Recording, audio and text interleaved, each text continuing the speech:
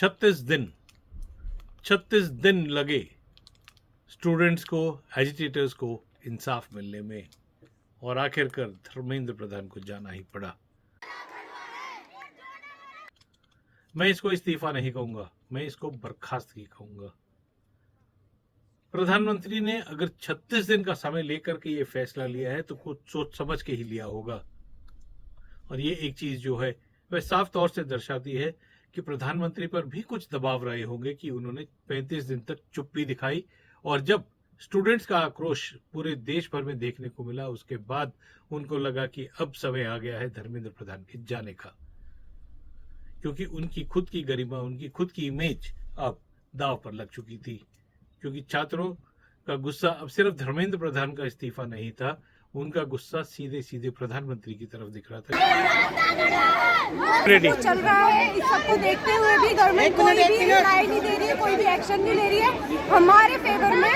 सिर्फ शांत बैठे हुए हैं, कोई कुछ बोलने को राजी ही नहीं है। किसी को हमारी एजुकेशन से परवाह ही नहीं पड़ती, किसी को कोई परवाह नहीं पड़ती, जनता से कोई गवर्नमेंट किसी कुछ कर ही नहीं रही है। जिस तरह के प्रदर्शन हमने देखे कल जंतर मंतर पर, जिस तरह से मैंने छात्रों से बात की तो एक चीज साफ तौर पर नजर आई थी कि वे इस बात पर अटल थे कि वह इस्तीफे के बाद ही कोई कदम उठाएंगे, और आज उन्होंने ये जो अपने प्रोटेस्ट है, अपनी जो एजिटेशन है उसको वापस लेने का फैसला कर लिया है।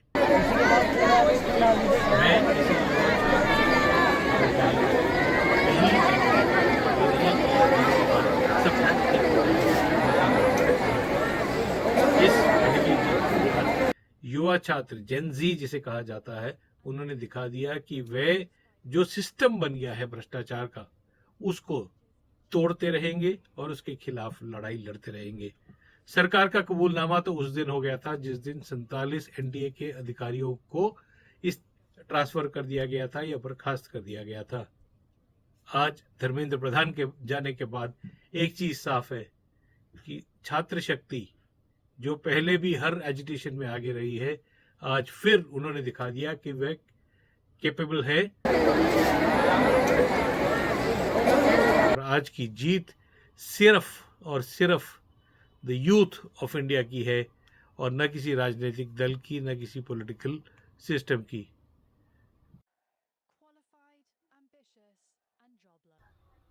जिनको जूस पिलाना था उनको तो जूस पिला दिया गया। छात्र नेता भी अब अपने अपने काम पर चले जाएंगे। लेकिन कल जिस तरह से छात्रों ने मेरे साथ कई सवाल किए, उनका जवाब तो शायद अभी भी किसी के पास नहीं है कि उनके भविष्य को लेकर के क्या फैसला होगा।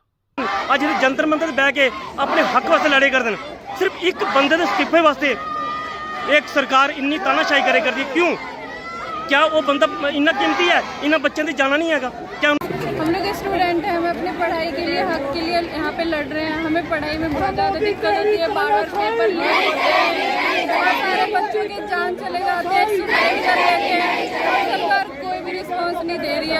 हमें अपना हक चाहिए, हम अपने हक के लिए यहाँ पे लड़ रहे हैं और हमें कुछ भी नहीं चाहिए। मेरा सलाम है और हम सबका सलाम है इन युवाओं को जिन्होंने कि इस तरह से ये अपना एक सस्टेन्ड एजिटेशन, इतनी बर्बरता के बावजूद, जिस तरह की लाठियां उनको पड़ी थी, जिस तरह की मार उन्हें झेलनी पड़ी, उसके बावजूद हिम्मत नहीं हारी और अपना हौसला दिखाए रखे। एक बार फिर उनको सलाम करते हुए मैं बधाई देना चाहता हूं सबको जिन्होंने इस दिन को कामयाब बनाया। फिलहाल शांति बहाल हो गई है और एक तरीके से एजिटेशन ठंडा हो गया है। सरकार ने कुछ अधिकारियों की बर्खास्तगी भी कर दी है और ये भी प्रयास किया जा रहा है कि आगे से इस तरह के लीक नहीं होंगे। हम भी उम्मीद करते हैं कि इस तरह के लीक दोबारा कभी नहीं होंगे और छात्रों के भविष्य के साथ कोई भी खिलवाड़ नहीं करेगा, क्योंकि इस बार जो जेन जी ने दिखाया है वह शायद हर एक राजनीतिक दल के लिए सबक है कि उनको हल्के में नहीं लेना। विजय ग्रोवर, बैंगलोर।